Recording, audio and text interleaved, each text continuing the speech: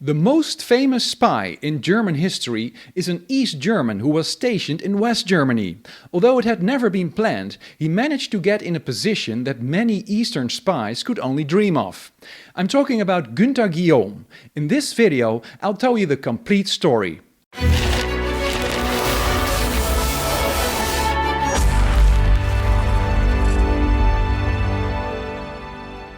Hi and welcome to another East Germany investigated video. One of the biggest espionage cases in West Germany, and certainly the most well-known case, is the story of East German agent Günter Guillaume, who in the 1970s was able to become a close assistant to the West German Federal Chancellor. Thanks to his access to secret information, the East German government was well informed about what was happening in the Chancellor's office. How did he get into that position? Why did it take so long before he was arrested? And what makes this case so special? In this video, I will answer those questions. But before we continue, thanks for watching, liking and sharing all my videos. And also for sharing your thoughts, experiences and questions in the comment sections. Although I try to keep up with them all, they've become too many for me to reply on each one individually. And that's a good sign, because your comments bring this channel even more to life. And last but not least, thanks to all of you who have shown their appreciation by giving a super thanks donation. Let's get into it. Günter Karl-Heinz Guillaume was born on the 1st of February 1927 in Berlin. As was usual those days, he left school at the young age of 14. He had been a very good student. He started an apprenticeship as technician in a photo laboratory. A few years later, in 1944, he joined the NSDAP, the Nazi party. During the last months of the war, he was drafted into the Wehrmacht, the army. At the end of the war, he returned to Berlin, after he had spent some weeks as a prisoner of war. He found a job as a photographer at a photo agency. Guillaume met his future wife, Christel Bohm, in 1950 at the Berlin office of the Kommitee der Kämpfer für den Frieden, an East German organization that on paper promoted peace, but in fact was an arm of the SED, the ruling Communist Party of East Germany. They got married in 1951. Günter Guillaume was the more cheerful and sociable half of the couple, while Christel had a more reserved character, but she was the more intelligent and more disciplined one. Günter Guillaume started cheating on his wife shortly after his marriage. In the same year, he got a job as a photographer for book publisher Volk und Wissen. While he was working there, at some point he was recruited as an agent for the Foreign Intelligence Service. As from 1956, it was called Main Directorate A, Hauptverwaltung A, HVA for short, and was part of the Ministry of State Security, the Stasi. Right from the start, the HVA was headed by Markus Wolf, the man without a face. You can learn more about him in this video. After a test period in order to assess whether he was suitable for the job, the HVA, the Main Directorate A, was convinced that Guillaume would be suitable to be stationed in West Germany. The HVA preferred to send couples to the West, because it was less likely to arouse suspicion and because they could assist each other in their work. So it was that Christel Guillaume was also recruited as her husband's subordinate. In addition, Christel Guillaume's mother, Anna Bohm, was to join them in West Germany. She had Dutch nationality and was able to leave the GDR without any problem. Anna Bohm, right till the end, never knew anything about what the couple were really up to. In May 1956, the trio moved to Frankfurt am Main. Günter and Christel Guillaume, under codenames Hansen and Heinze, had now arrived in the West. Their mission? Infiltration and reconnaissance of the SPD, the Social Democratic Party of West Germany, at that time one of the largest parties. The relocation of the Guillaumes to Frankfurt marked the first failure of Western government agencies.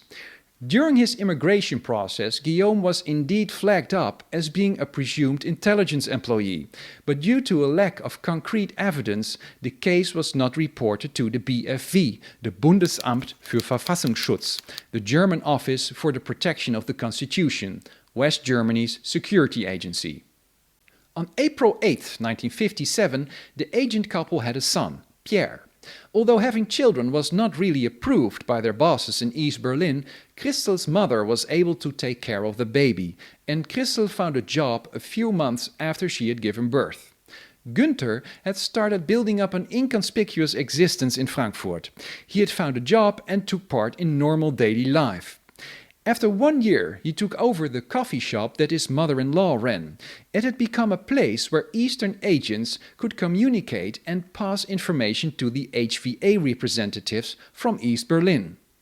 In the same year, 1957, the Guillaumes began to climb the ladder of the SPD.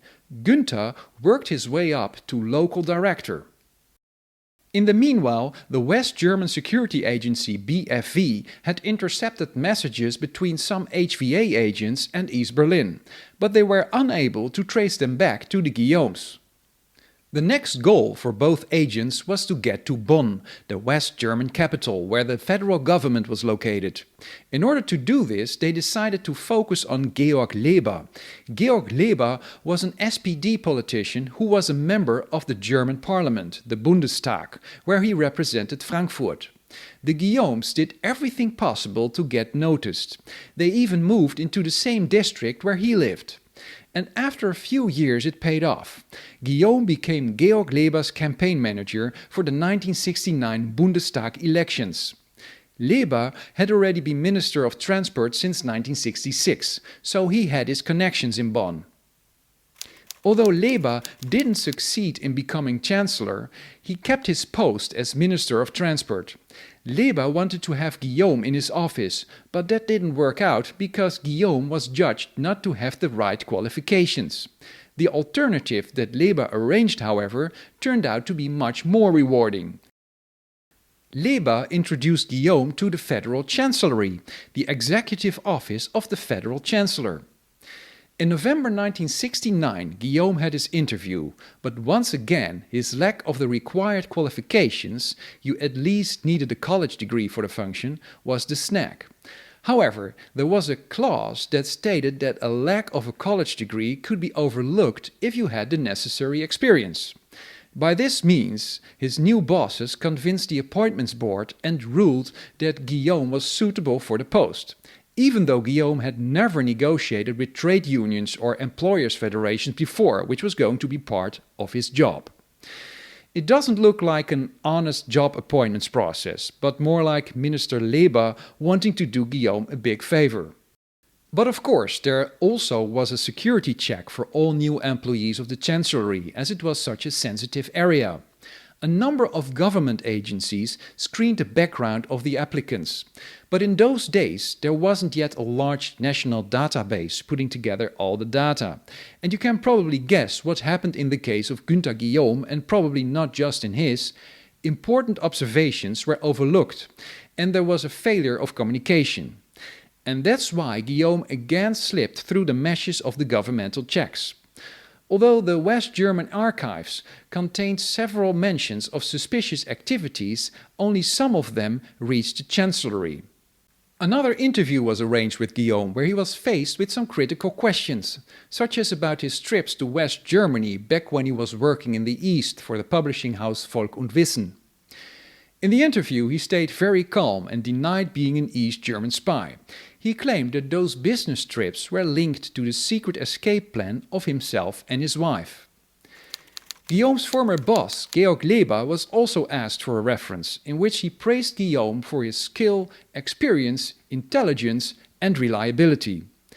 And after some checks with Guillaume's fellow party members and neighbors in Frankfurt, which didn't bring up anything suspicious, the BFV gave their green light at the end of January 1970, and a few days later Guillaume signed his contract and he started work as the advisor for relations with trade unions and political parties. All this was never planned, but Guillaume decided to continue without looking back, because at that stage, walking away would only make him look more suspicious. Guillaume was now an advisor in the Federal Chancellery and was therefore close to the West German Chancellor, Willy Brandt. Who was Willy Brandt? Willy Brandt had been the mayor of West Berlin from the end of the 1950s till the mid-1960s, which meant during the construction of the Berlin Wall. He had played an active role in defending and ensuring the freedom of West Berlin. In 1964, Brandt became the leader of the Social Democratic Party in West Germany, the SPD, and in 1969 he was elected Chancellor of the Federal Republic of Germany. In 1971, he received the Nobel Prize for his work in improving relations between West Germany and Eastern Europe, which was known as the Ostpolitik, the Eastern Policy. The year before, Brandt had knelt at the monument to the Warsaw Ghetto Uprising. In World War II, tens of thousands of Jews had been murdered during and after the uprising. Brandt's action was seen as a gesture of humility and an acknowledgement of German guilt. Guillaume now had access to confidential and secret documents, and he soon made an excellent impression on his new colleagues and contacts. He was a great organizer and was always available when he was needed. And because of his positive and relaxed nature, he was also popular with the women in the Chancellery. He had affairs with a number of them. His marriage was wrecked. In the middle of 1972, one of the personal advisors of Chancellor Willy Brandt left the Chancellery, having decided to stand for election at the upcoming Bundestag elections, and suggested Guillaume as his replacement. Guillaume got the job, which meant he became Willy Brandt's campaign manager. For Brandt's tour around the country, campaigning for re-election, Guillaume would make all the appointments with the local party officials and the press. During the 6-week tour on a special train, Guillaume was constantly near Brandt, and he had access to confidential information which he passed on to East Berlin. After the elections, at which the SPD became the biggest party for the first time, Brandt remained the federal chancellor and Guillaume stayed on in his office as liaison officer for party and parliamentary affairs. In this role, Guillaume's contact to his HVA bosses became more intensive. The number of reports with classified information from the Chancellor's desk grew. Guillaume devoted himself completely to Brandt, which he later explained as just part of being a good spy. But later on, back in East Germany, he often went into raptures about his time in the West, which made his Stasi colleagues sometimes doubt on whose side he was really on. So how did Guillaume get found out? It started with 3 coincidences involving the arrests of some West Germans as East German spies and suspicions about others. All those people were in some way connected to Guillaume. Another thing that happened was an analysis of recordings of East German radio transmissions from 1957. The recordings included birthday greetings on an agent's birthday and congratulations on the birth of his son, who was referred to as the second man. The dates matched with Guillaume and his son. And after some additional document research, it was concluded that Guillaume, with considerable certainty, indeed was an East German agent. In May 1973, Willy Brandt was informed about the suspicions against Guillaume, and he approved the suggestion to put Guillaume under surveillance to make it easier to incriminate him. An interesting side note is that just a few weeks earlier, Brandt had asked for Guillaume to be replaced because he was sick of Guillaume's obsequiousness, which made him feel uncomfortable. Nothing was too much for Guillaume, who was always on hand, which admittedly was also quite convenient for Brandt. In addition, Brandt stated that he needed someone with a little bit more brains. Another job was found for Guillaume in the Ministry of Transport, but now that Brandt had been told that Guillaume might be a spy, which Brandt did not really believe, he agreed that Guillaume should join him on his planned holiday to Norway as the liaison to the Chancellery.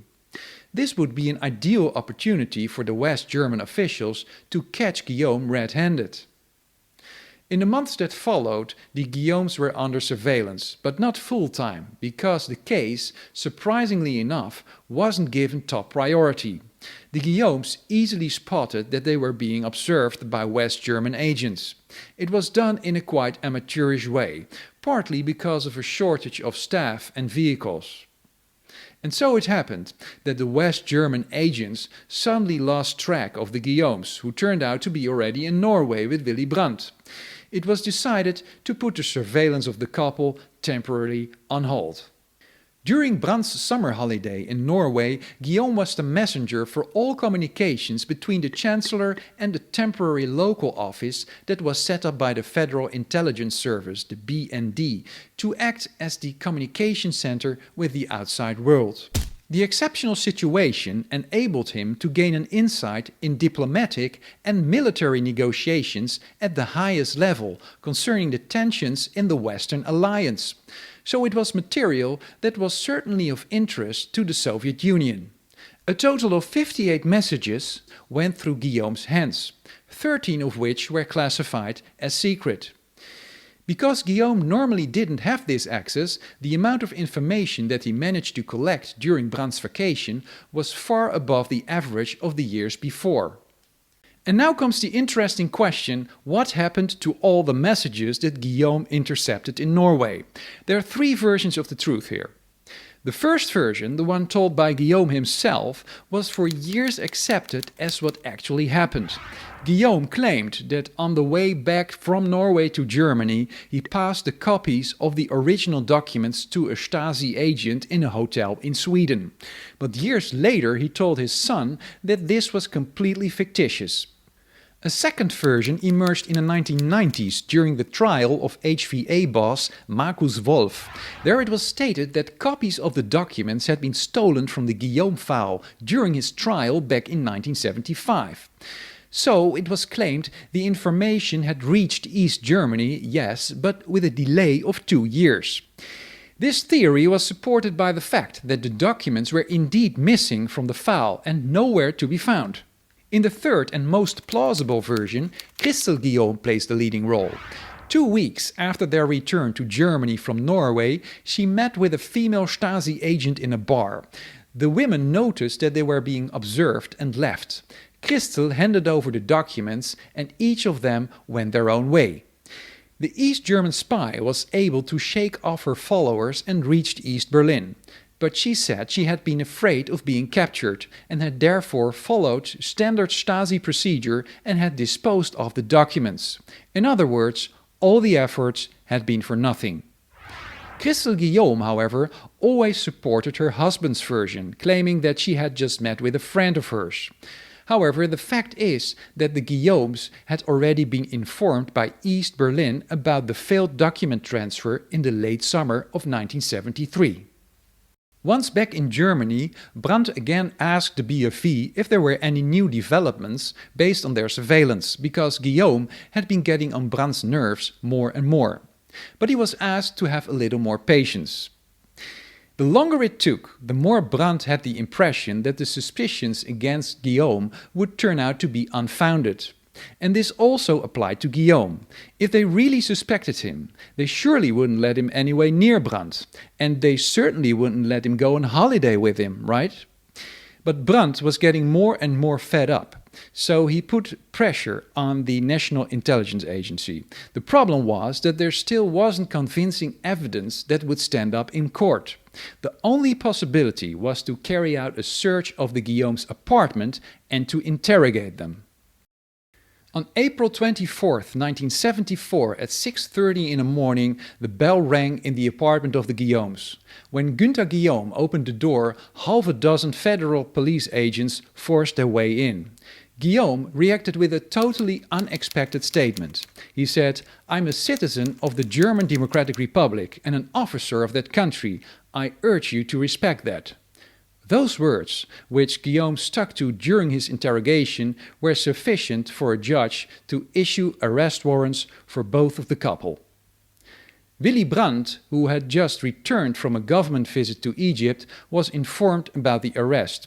And although they had planned a media blackout for a day or two to give time to arrest a couple more East German agents, that didn't turn out to be possible. The next day already, the arrest of the East German spy hit the headlines.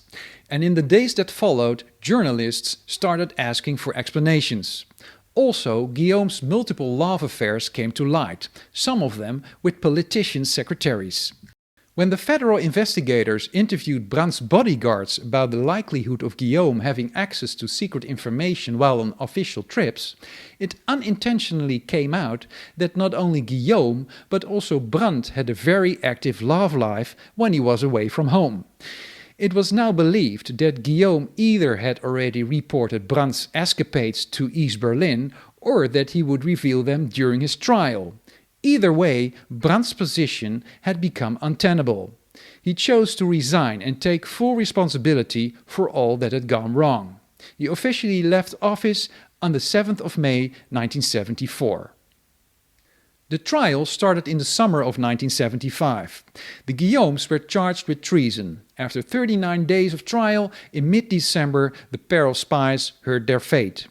Günter Guillaume was sentenced to 13 years imprisonment and his wife got 8 years for treason and breach of official secrecy. No such heavy sentences for espionage have ever occurred again. The GDR started trying to get the Guillaumes back to the GDR as soon as the verdict was spoken. In March 1981, Christel Guillaume was released as part of a prisoner exchange. In October of that year, Günter Guillaume was exchanged as well. He was taken to a secret location where his bosses and his wife were waiting for him. In the GDR, the Guillaumes were received as heroes, but not in public because that was part of the agreement with West Germany for their exchanges. It was made sure that they were able to continue the life of luxury that they got used to in the West. The Stasi even made a movie about their work in the West that also honored all the Scouts of Peace, Kundschafter des Friedens, as the GDR called their foreign spies. It was not shown publicly, but only to selected party members and Stasi employees. Günter and Christel were both decorated with the Karl Marx Orden, the Order of Karl Marx, the highest honor of the German Democratic Republic. And the couple were twice promoted in rank. By the mid-80s, Günter was a colonel and his wife a lieutenant colonel. In 1985, Guillaume received an honorary doctorate from the Juristische Hochschule in Potsdam, the Stasi University. An important reason for all these accolades was to set an example to the current and future GDR agents. The Guillaumes were withdrawn from active service. Instead, they spoke about their experience in the West at internal events with other former agents. After their return, their marriage didn't last long. The couple divorced in December 1981, only months after their return home. Günter had started an affair with a nurse that had been arranged for him because he had developed serious kidney issues. They married a few years later. Günter and Christel both wrote their memoirs, but only Günter Guillaume's book was published. Twice, to be precise. First in 1988, only for a restricted group of readers. The book was only available for a short time. Because of the negative reaction from West Germany when the authorities there saw the book, the unsold copies were destroyed. The second edition came out in 1990, only months before German reunification. This time it was available to the public at large, and it was not redacted by the HVA. On April 10, 1995, after suffering from kidney cancer and the consequences of an earlier stroke, Günter Guillaume died. His ex-wife Christel, in her last years, regretted that she had so readily followed her husband to become a spy, which she said had ruined her life. She died at March 20, 2004. Although a recent study has concluded that the value of Guillaume's reports to East Germany are rated as only average, the fact that the HVA had never planned to have an agent so close to the West German Chancellor, but nevertheless so easily infiltrated the government, and last but not least the fact that the BFV and other West German authorities failed so spectacularly and waited for so long to arrest the Guillaumes, all these factors make the Guillaume case unique in German history.